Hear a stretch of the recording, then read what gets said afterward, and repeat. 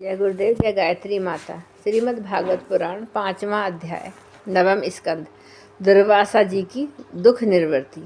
श्री सुखदेव जी कहते हैं, परीक्षित, जब भगवान ने इस प्रकार आज्ञा दी, जब सुदर्शन चक्र की ज्वाला से जलते हुए दुर्वासा लौटकर राजा अम्बरीश के पास आए और उन्होंने अत्यंत दुखी होकर राजा के पैर पकड़ लिए। दुर्वासा जी की यह चेष्टा देखकर उनके चरण पकड़ने से लज्जित होकर राजा अम्बरीश भगवान की चक्र की स्तुति करने लगे। उस समय उनका हृदय दयावश अत्यंत पीड़ित हो रहा था।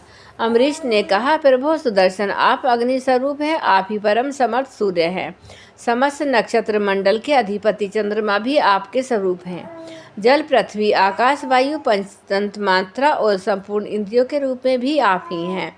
भगवान के प्यारे हजार दांत वाले चक्रदेव, मैं आपको नमस्कार करता हूँ।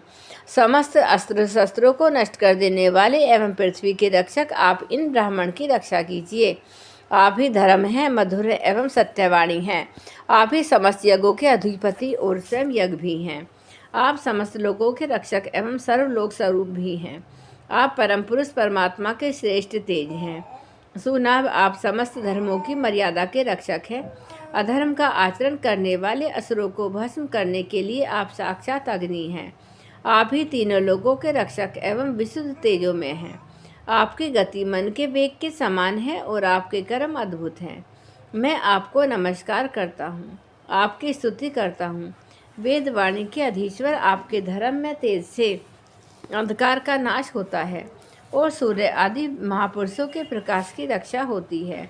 आपकी महिमा का पार पाना अत्यंत कठिन है। ऊंचे नीचे और छोटे बड़े के भेदभाव से युक्त यह समस्त कार्य कारणात्मक संसार आपका ही स्वरूप है। सुदर्शन चक्र, उस पर आपकी कोई विजय नहीं प्राप्त कर सकता। जिस समय निरंजन भगवान आपको चलाते हैं और आप दैत्य एवं दानवों की सेना में प्रवेश करते हैं, उस समय युद्ध भूमि में उनकी भुजा, उदर, जंघा, चरण और गर्दन आदि निरंतर काटते हुए आप अत्यंत शोभायमान होते हैं। विश्व के रक्षक, आप रणभूमि में सबका प्रहार सह लेते हैं। आपका कोई कुछ बिगाड़ नहीं सकता। गदाधारी भगवान ने दुष्टों के नाश के लिए ही आपको नियुक्त किया है। आप कृपा करके हमारे कुल के भाग्योदय के लिए दुर्वासा जी का कल्याण कीजिए। हमारे ऊपर यह आपका महान अनुग्रह होगा। यदि मैंने कुछ भी दान किया हो, यज्ञ किया हो अथवा अपने धर्म का पालन किया हो, यदि हमारे वंश के लोग ब्राह्मणों को ही अपना आराध्य देव समझते रहे हों, तो दुर्वासा जी की जलन मिट जाए। भगवान समस्त गुणों के एकमात्र आश्रय हैं। यदि मैंने समस्त प्राणियों के आत्मा के रूप में उन्हें देखा हो और वे मुझ पर प्रसन्न हो, तो दुर्वासा जी के हृदय की सारी जलन मिट जाए। श्री सुखदेव जी कहते हैं कि राजा अम्बरीश ने दुर्वासा जी को सब ओर से जलाने वाले भगवान के सुदर्शन चक्र की इस प्रकार स्तुति की। तब उनकी प्रार्थना से चक्र शांत हो गया। तब दुर्वासा चक्र की आग से मुक्त हो गए और उनका चित्त स्वस्थ हो गया। तब वे राजा अम्बरीश को अनेकानेक उत्तम आशीर्वाद देते हुए उनके प्रशंसा करने लगे। दुर्वासा जी ने कहा, धन्य है, आज मैंने भगवान के प्रेमी भक्तों को महत्व देखा है। राजन, मैंने आपका अपराध किया है, फिर भी आप मेरे लिए मंगल कामना की चरण कमलों की प्रेम भाव से पकड़ लिया है। उन साधु पुरुषों के लिए कौन सा कार्य कठिन है? जिनका हृदय उदार है, वे महात्मा भला किस वस्तु का परित्याग नहीं कर सकते? जिनके मंगलमय नामों के श्रवण मात्र से जीव निर्मल हो जाता है, उन्हीं तीर्थपाद भगवान के चरण कमलों के जो दास हैं, उनके लिए कौन कर्तव्य श्रेष्ठ रह जाता है? महाराजा अम्बरीश, आपका हृदय करुणा भाव से परिपूर्ण है। आपने मेरे ऊपर महान अनुग्रह किया है। अहो, आपने मेरे अपराध को भुलाकर मेरे प्राणों की रक्षा की है। परीक्षित, जब से दुर्वासा जी भागे थे, तब से अब तक राजा अम्बरीश ने भोजन नहीं किया था। वे उनके लौटने की बाट देख रहे थे। तब उन्होंने दुर्वासा जी के चरण पकड़ लिए और उन्हें प्रसन्न करके विधिपूर्वक भोजन कराया। राजा अम्बरीश बड़े आदर से अतिथि के योग्य सब प्रकार की भोजन सामग्री ले आए। दुर्वासा जी भोजन करके तृप्त हो गए। तब उन्होंने आदर से कहा, राजन, अब आप भी भोजन कीजिए। अम्बरीश, आप भगवान के परम प्रेमी भक्त हैं। आपके दर्शन, स्पर्श, बातचीत और मन को भगवान की ओर प्रवृत्त करने वाले आतिथ्य से मैं अत्यंत प्रसन्न और अनुग्रहित हुआ हूँ।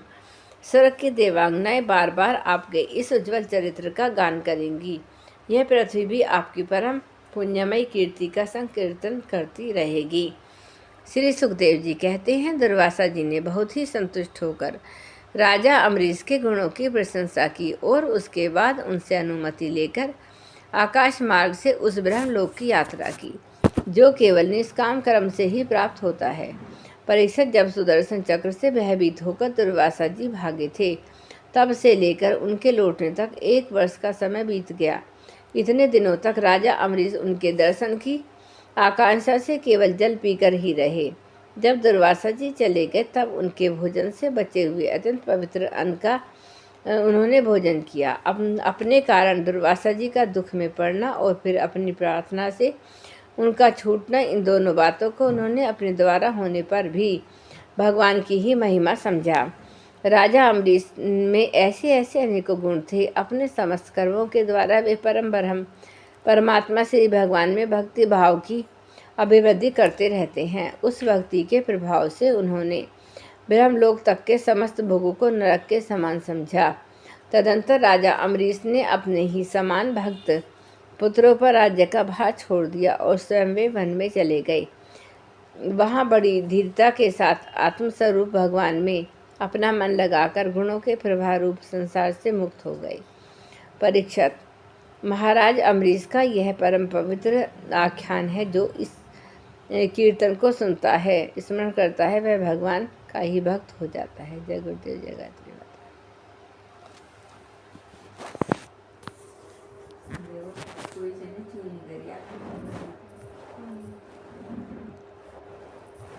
ये तो